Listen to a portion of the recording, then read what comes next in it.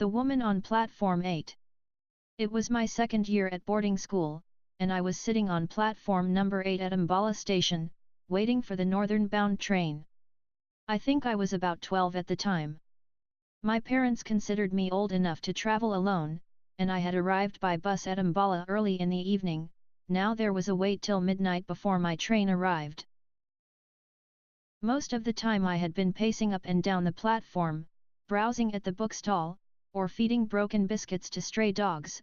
Trains came and went, and the platform would be quiet for a while, and then, when a train arrived, it would be an inferno of heaving, shouting, agitated human bodies. As the carriage doors opened, a tide of people would sweep down upon the nervous little ticket collector at the gate, and every time this happened I would be caught in the rush and swept outside the station. Now tired of this game and of ambling about the platform, I sat down on my suitcase and gazed dismally across the railway tracks. Trolleys rolled past me, and I was conscious of the cries of the various vendors, the men who sold curds and lemon, the sweetmeat seller, the newspaper boy, but I had lost interest in all that went on along the busy platform, and continued to stare across the railway tracks, feeling bored and a little lonely. "Are you all alone, my son?" asked a soft voice close behind me. I looked up and saw a woman standing near me. She was leaning over, and I saw a pale face, and dark kind eyes. She wore no jewels, and was dressed very simply in a white sari. "Yes, I am going to school," I said, and stood up respectfully. She seemed poor, but there was a dignity about her that commanded respect. "I have been watching you for some time," she said. "Didn't your parents come to see you off?" "I don't live here," I said. "I had to change trains. Anyway, I can travel alone." "I am sure you can," she said, and I liked her for saying that, and I also liked her for the simplicity of her dress, and for her deep, soft voice and the serenity of her face. "Tell me, what is your name?" she asked. "Aaron," I said. "And how long do you have to wait for your train?" "About an hour, I think. It comes at 12 o'clock. Then come with me and have something to eat." I was going to refuse, out of shyness and suspicion, but she took me by the hand, and then I felt it would be silly to pull my hand away. She told a coolie to look after my suitcase, and then she led me away down the platform. Her hand was gentle, and she held mine neither too firmly nor too lightly. I looked up at her again. She was not young. And she was not old. She must have been over 30, but, had she been 50, I think she would have looked much the same. She took me into the station dining room, ordered tea and samosas and jalebis, and at once I began to thaw and take a new interest in this kind woman. The strange encounter had little effect on my appetite. I was a hungry schoolboy, and I ate as much as I could in as polite a manner as possible. She took obvious pleasure in watching me eat, and I think it was the food that strengthened the bond between us and cemented our friendship, for under the influence of the tea and sweets I began to talk quite freely, and told her about my school, my friends, my likes and dislikes. She questioned me quietly from time to time, but preferred listening. She drew me out very well, and I had soon forgotten that we were strangers. But she did not ask me about my family or where I lived, and I did not ask her where she lived. I accepted her for what she had been to me, a quiet, kind, and gentle woman who gave sweets to a lonely boy on a railway platform. After about half an hour we left the dining room and began walking back along the platform. An engine was shunting up and down beside platform number 8, and as it approached, a boy leapt off the platform and ran across the rails, taking a short cut to the next platform. He was at a safe distance from the engine, and there was no danger unless he had fallen, but as he leapt across the rails, the woman clutched my arm. Her fingers dug into my flesh, and I winced with pain. I caught her fingers and looked up at her, and I saw a spasm of pain and fear and sadness pass across her face.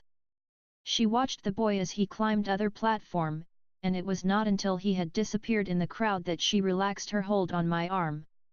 She smiled at me reassuringly, and took my hand again, but her fingers trembled against mine.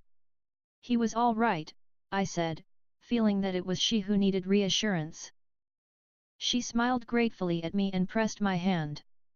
We walked together in silence until we reached the place where I had left my suitcase. One of my schoolfellows, Satish, a boy of about my age, had turned up with his mother. "Hello, Aaron," he called. "The train's coming in late, as usual. Did you know we have a new headmaster this year?" We shook hands, and then he turned to his mother and said, "This is Aaron, mother. He is one of my friends, and the best bowler in the class." "I am glad to know that," said his mother, a large imposing woman who wore spectacles. She looked at the woman who led my hand and said, "And I suppose you're Aaron's mother?"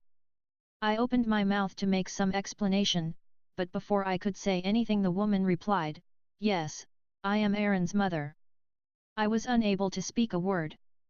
I looked quickly up at the woman, but she did not appear to be at all embarrassed, and was smiling at Satish's mother. Satish's mother said, "It's such a nuisance having to wait for the train right in the middle of the night. But one can't let the child wait here alone. Anything can happen to a boy at a big station like this, there are so many suspicious characters hanging about. These days one has to be very careful of strangers." "Aaron can travel alone though," said the woman beside me, and somehow I felt grateful to her for saying that. I had already forgiven her for lying, and besides, I had taken an instinctive dislike to Satish's mother.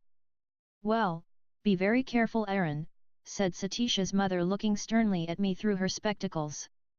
"Be very careful when your mother is not with you. And never talk to strangers." I looked from Satish's mother to the woman who had given me tea and sweets, and then back at Satish's mother.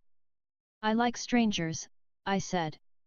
Satish's mother definitely staggered a little, as obviously she was not used to being contradicted by small boys. "There you are, you see. If you don't watch over them all the time, they'll walk straight into trouble.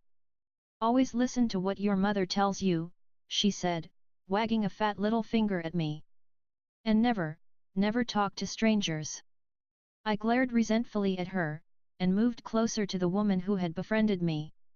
Satish was standing behind his mother, grinning at me, and delighting in my clash with his mother. Apparently he was on my side. The station bell clanged, and the people who had till now been squatting resignedly on the platform began bustling about. "Here it comes," shouted Satish, as the engine whistle shrieked and the front lights played over the rails. The train moved slowly into the station, the engine hissing and sending out waves of steam. As it came to a stop, Satish jumped on the footboard of a lighted compartment and shouted, "Come on, Aaron, this one's empty," and I picked up my suitcase and made a dash for the open door. We placed ourselves at the open windows, and the two women stood outside on the platform, talking up to us. Satish's mother did most of the talking. "Now don't jump on and off moving trains, as you did just now," she said. "And don't stick your heads out of the windows, and don't eat any rubbish on the way." She allowed me to share the benefit of her advice, as she probably didn't think my mother a very capable person. She handed Satish a bag of fruit, a cricket bat and a big box of chocolates, and told him to share the food with me. Then she stood back from the window to watch how my mother behaved. I was smarting under the patronizing tone of Satish's mother, who obviously thought mine a very poor family, and I did not intend giving the other woman away. I let her take my hand in hers, but I could think of nothing to say. I was conscious of Satish's mother staring at us with hard, beady eyes, and I found myself hating her with a firm, unreasoning hate. The guard walked up the platform, blowing his whistle for the train to leave. I looked straight into the eyes of the woman who held my hand, and she smiled in a gentle, understanding way. I leaned out of the window then, and put my lips to her cheek, and kissed her. The carriage jolted forward, and she drew her hand away. "Goodbye, mother," said Satish, as the train began to move slowly out of the station. Satish and his mother waved to each other. "Goodbye," I said to the other woman, "Goodbye, mother." I didn't wave or shout, but sat still in front of the window, gazing at the woman on the platform. Satisha's mother was talking to her, but she didn't appear to be listening, she was looking at me, as the train took me away. She stood there on the busy platform, a pale sweet woman in white, and I watched her until she was lost in the milling crowd.